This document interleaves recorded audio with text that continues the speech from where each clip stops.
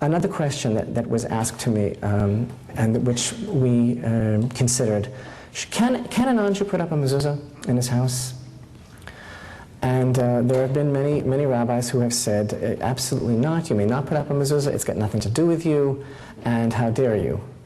And actually, we decided that you absolutely should put up a mezuzah, based on the Talmud, the Jerusalem Talmud at the end of Tractate Peah, where there's an anecdote, and I say anecdote because it seems anecdotal, but there is no anecdote in the words of our sages that relates to a certain relationship between Rabbi Yehuda the prince and a king of Persia. King of Persia sent him a precious jewel because they were very dear friends, and Rabbi Yehuda sent him a mezuzah. King of Persia sent back to him, I sent you a precious jewel that is so costly that needs to be guarded, and you send me a piece of parchment? Rabbi Yehuda sent back to him, what you sent me is costly, but what I sent you is priceless. What you sent me needs to be guarded. What I sent you will guard you. Anyway, the story continues that this emperor's daughter fell ill, and all of the king's horses and men, all the king's people could not cure her.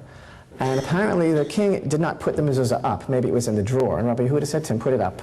And she got well. So I've told this to many rabbis who've said, yeah, that's just an anecdote. But I'm sorry, my rabbis say that that means that Bnai Noach should have a mezuzah. What could I tell you? I can't hide the truth from you. Complex issues that I'm sure, again, many rabbis are going to disagree about. Can Bnai Noach wear tzitzit? How would that be done exactly? And even in the case of the mezuzah, one of the things that Rabbi Schwartz maintains is that it should not be done in the exact same manner that Jews put up a mezuzah.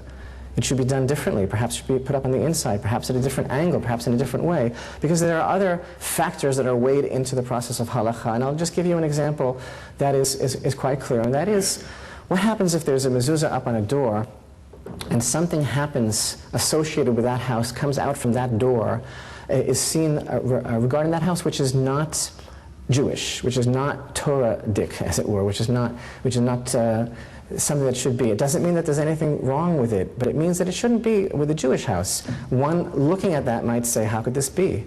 So therefore, to avoid a situation like that, which, by the way, is a similar problem to the fact that a Ben Noach might want to wear a kippah, but then if he goes into a non-kosher restaurant, which he's entitled to do, he's wearing the kippah. It looks like a Jew is eating in a non-kosher restaurant. So these things are extremely, extremely complex.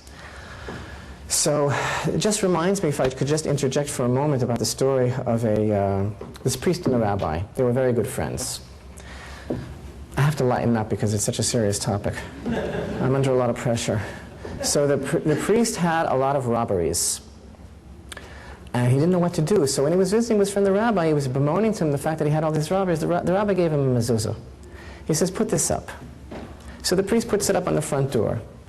And he sees him a few months later, and he says, so, Father, has everything calmed down? He says, yeah, I haven't had any robberies anymore, but the people knocking at my door to collect money for yeshivas. So you see, it's not such a simple thing. This particular, I don't know if you appreciate that exactly, but believe me, there's something to it. So that is definitely an issue. And here we are not talking about making a new religion or anything like that. We are talking about the fact that a non-Jew is entitled to receive instruction from the rabbis regarding practically any commandments that he wishes to observe in order to receive reward for that. And again, this is all very new. We must try to differentiate between halakha and opinion, and we must try to be extremely